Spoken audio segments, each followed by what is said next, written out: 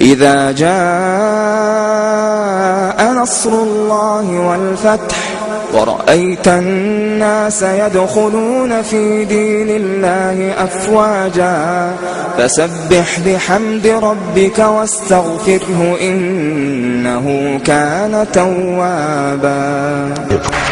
Welcome to the 700 Club. Today we've got something that might be one of the most important programs we've ever done.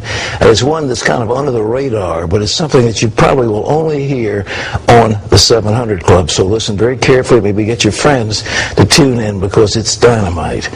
Well, Islamists made a strong showing in Tunisia's election. And Libya's new leader is talking about Islamic law. That's why some say Islam, not democracy, is dominating the so-called Arab Spring. And it's fueling talk about the possible restoration of what's known as the Islamic Caliphate. Chris Mitchell has more.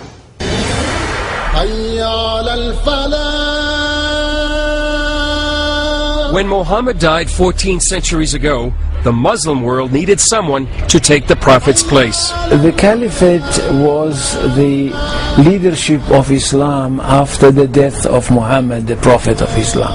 The last caliphate was located here in Istanbul, Turkey. For 400 years, Istanbul and the Topkapi Palace behind me was the political center of the Muslim world.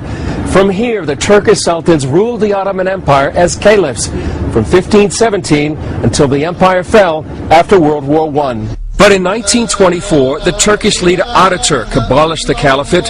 Since then, many Muslims dreamed of its return. The major aim of the Caliphate is to rule the world, and this can be done under the leadership of one caliph who he himself only can declare a holy war, a jihad. Some believe a restored caliphate will precede the Islamic Messiah.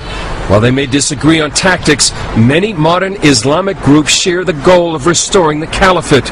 They include the Taliban, Al-Qaeda, Hamas, Hezbollah Tahrir, and the granddaddy of them all, the Muslim Brotherhood. The Muslim Brotherhood was set up in 1928, 4 years after the disbanding of the Muslim Caliphate by Ataturk, and their specific mission was to reestablish the Caliphate just 4 years later. And they've been pursuing that mission ever since. Their goal remains to set up one world Islamic government. The Brotherhood now has a foothold in Egypt, where after the fall of the Mubarak government, it became the country's most organized political party. What the Muslim Brotherhood would like to see is a strong, powerful Islamic world government armed with nuclear weapons, whether those are provided by Pakistan or Iran doesn't matter. And they would be gradually eliminating Christian and Jewish influence, Christian and Jewish governments. Another potential power player who wants to restore the caliphate is Turkish Prime Minister Erdogan. I think Erdogan clearly sees himself as the founder of the new caliphate, the world Islamic government, with Turkey at its center.